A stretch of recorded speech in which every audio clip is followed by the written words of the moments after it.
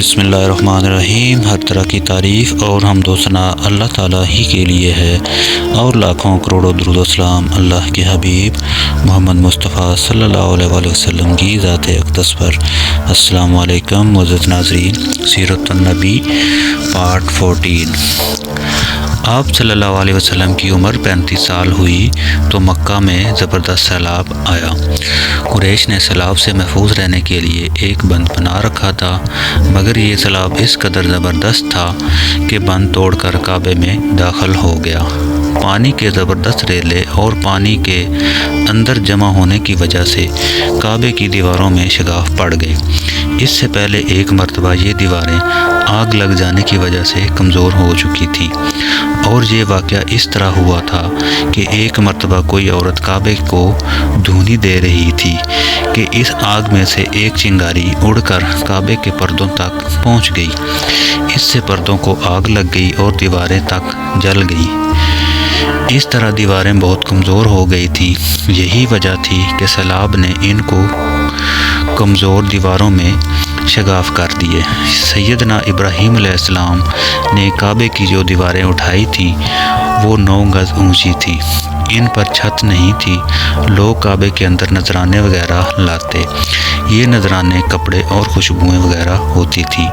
کعبے کے اندر جو کنواں تھا، یہ سب نذرانے اس کنویں میں ڈال دیے جاتے تھے۔ کنواں اندرونی حصے میں دائیں طرف تھا۔ اس کو کعبے کا خزانہ کہا جاتا تھا۔ کعبے کے خزانے کو ایک مرتبہ ایک چور نے چرانے کی کوشش کی۔ چور کنویں میں ہی مر گیا۔ اس کے بعد اللہ تعالیٰ نے اس کی حفاظت کے لیے ایک سانپ کو مقرر کر دیا۔ یہ سانپ کنویں کی منڈیر پر بیٹھا رہتا تھا، کسی کو خزانے کے نزدیک نہیں آنے دیتا تھا۔ قریش بھی اس سے خوف زدہ رہتے تھے۔ اب جب کہ کعبے کی دیواروں میں شگاف پڑ گئے اور نئے سرے سے اس کی تعمیر کا مسئلہ پیش آیا تو اللہ تعالیٰ نے ایک پرندے کو بھیجا، وہ اس سانپ کو اٹھا کر لے گیا۔ یہ دیکھ کر قریش کے لوگ بہت خوش ہوئے۔ اب انہوں نے نئے سرے سے کعبے کی تعمیر کا فیصلہ کر لیا اور پروگرام بنایا کہ بنیادیں مضبوط بنا کر دیواروں کو زیادہ اونچا اٹھایا جائے۔ اس طرح دروازے کو بھی اونچا کر دیا جائے گا تاکہ کعبے میں کوئی داخل نہ ہو سکے، صرف وہی شخص داخل ہو جسے وہ اجازت دیں۔ اب انہوں نے پتھر جمع کیے۔ ہر قبیلہ اپنے حصے کے پتھر الگ جمع کر رہا تھا۔ چندہ بھی جمع کیا گیا۔ چندے میں انہوں نے پاک کمائی دی، ناپاک کمائی نہیں دی۔ مثلا طائفوں کی آمدن، سود کی کمائی، دوسروں کا مال غصب کر کے حاصل کی گئی دولت چندے میں نہیں دی، اور پاک کمائی انہوں نے بلا وجہ نہیں دی تھی۔ ایک خاص واقعہ پیش آیا تھا جس سے وہ اس نتیجے پر پہنچے تھے کہ اس کام میں صرف پاک کمائی لگائی جائے گی۔ وہ واقعہ یوں تھا۔ ایک قریشی سردار ابو وہب عمر بن عابد نے جب یہ کام شروع کرنے کے لیے ایک پتھر اٹھایا تو پتھر اس کے ہاتھ سے نکل کر پھر اسی جگہ پہنچ گیا جہاں سے اسے اٹھایا گیا تھا۔ اس پر قریش حیران و پریشان ہوئے۔ آخر خود وہب کھڑا ہوا اور بولا، اے گروہ قریش، کعبے کی بنیادوں میں سوائے پاک مال کے کوئی دوسرا مال شامل مت کرنا۔ بیت اللہ کی تعمیر میں کسی بدکار عورت کی کمائی، سود کی کمائی یا زبردستی حاصل کی گئی دولت ہرگز شامل نہ کرنا۔ یہ وہب نبی کریم صلی اللہ علیہ وسلم کے والد حضرت عبداللہ کا ماموں تھا اور اپنی قوم میں ایک شریف آدمی تھا۔ جب قریش کے لوگ خانہ کعبہ کی تعمیر کے لیے پتھر ڈھو رہے تھے تو ان کے ساتھ نبی کریم صلی اللہ علیہ وسلم بھی پتھر ڈھونے میں شریک تھے۔ آپ پتھر اپنی گردن پر رکھ کر لا رہے تھے۔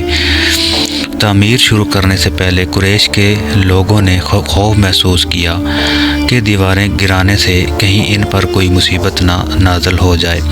آخر ایک سردار ولید بن مغیرہ نے کہا، کعبہ کی دیواریں گرانے سے تمہارا ارادہ اصلاح اور مرمت کا ہے یا اس کو خراب کرنے کا؟ جواب میں لوگوں نے کہا، ظاہر ہے ہم تو مرمت اور اصلاح چاہتے ہیں۔ یہ سن کر ولید نے کہا، تب پھر سمجھ لو اللہ تعالیٰ اصلاح کرنے والوں کو برباد نہیں کرتا۔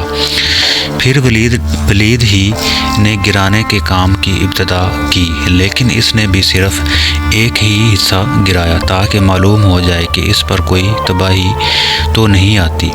جب وہ رات خیریت سے گزر گئی تب دوسرے دن سب لوگ اس کے ساتھ شریک ہو گئے اور پوری عمارت گرا دی، یہاں تک کہ اس کی بنیاد تک پہنچ گئے۔ یہ بنیاد ابراہیم علیہ السلام کے ہاتھ کی رکھی ہوئی تھی۔ حضرت ابراہیم علیہ السلام نے بنیادوں میں سبز رنگ کے پتھر رکھے تھے۔ یہ پتھر اونٹ کی کوہان کی طرح کے تھے اور یہ ایک دوسرے سے جڑے ہوئے تھے۔ ان لوگوں کے لیے ان کو توڑنا بہت مشکل کام ثابت ہوا۔ دائیں کونے کے نیچے قریش کو ایک تحریر ملی۔ وہ تحریر سریانی زبان میں لکھی ہوئی تھی۔ انہیں سریانی زبان نہیں آتی تھی۔ آخر ایک یہودی کو تلاش کر کے لایا گیا۔ اس نے وہ تحریر پڑھ کر انہیں سنائی۔ تحریر یہ تھی: میں اللہ ہوں، مکہ کا مالک، جس کو میں نے اس دن پیدا کیا جس دن میں نے آسمانوں اور زمین کو پیدا کیا، جس دن میں نے سورج اور چاند بنائے۔ میں نے اس کو یعنی مکہ کو 7 فرشتوں کے ذریعے گھیر دیا۔ اس کی عظمت اس وقت تک ختم نہیں ہوگی جب تک اس کے دونوں طرف پہاڑ موجود ہیں۔ ان پہاڑوں سے مراد ایک تو ابو قیس پہاڑ ہے جو کہ صفا پہاڑی کے سامنے ہے، اور دوسرا قادیان پہاڑ ہے جو مکہ کے قریب ہے اور جس کا رخ ابو قیس پہاڑ کی طرف ہے۔ اور یہ شہر اپنے باشندوں کے لیے پانی اور دودھ کے لحاظ سے بہت بابرکت اور نفع والا ہے۔ یہ پہلی تحریر تھی۔ دوسری مقام پر ابراہیم علیہ السلام دوسری مقام ابراہیم سے ملی۔ اس میں لکھا تھا: مکہ اللہ تعالیٰ کا محترم اور معظم شہر ہے۔ اس کا رزق 3 راستوں سے اس میں آتا ہے۔ یہاں 3 راستوں سے مراد قریش کے 3 تجارتی راستے ہیں۔ ان راستوں سے قافلے آتے جاتے تھے۔ تیسری تحریر اس سے کچھ فاصلے سے ملی۔ اس میں لکھا تھا: جو بھلائی بوئے گا اس پر رشک کریں گے، یعنی اس جیسا بننے کی کوشش کریں گے۔ جو شخص رسوائی بوئے گا وہ رسوائی اور ندامت پائے گا۔ تم برائیاں کر کے بھلائی کی آس لگاتے ہو، ہاں یہ ایسا ہی ہے جیسے کیکر یعنی کانٹے دار درخت میں کوئی انگور تلاش کرے۔ یہ تحریر کعبے کے اندر پتھر پر کھدی ہوئی ملی۔ کعبے کی تعمیر کے سلسلے میں قریش کو پتھروں کے علاوہ لکڑی کی بھی ضرورت تھی۔ چھت اور دیواروں میں لکڑی کی ضرورت تھی۔ لکڑی کا مسئلہ اس طرح حل ہوا کہ ایک جہاز عرب کے ساحل سے آ کر ٹکرا گیا۔ آج اس مقام کو جدہ کا ساحل کہا جاتا ہے۔ یہ پہلے یہ مکہ کا ساحل کہلاتا تھا، اس لیے کہ مکہ کا قریب ترین ساحل یہی تھا۔ ساحل سے ٹکرا کر جہاز ٹوٹ گیا اور وہ جہاز کسی رومی تاجر کا تھا۔ اس جہاز میں شاہ روم کے لیے سنگ مرمر، لکڑی اور لوہے کا سامان لے جایا جا رہا تھا۔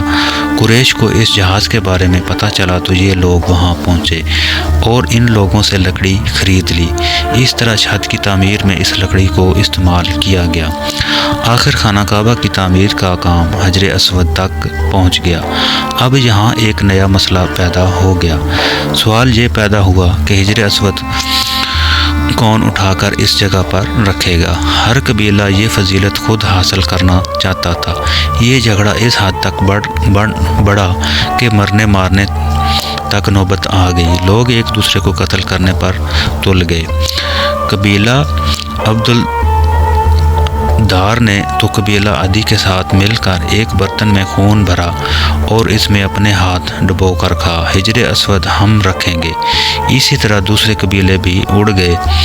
تلواریں نیاموں سے نکل آئیں۔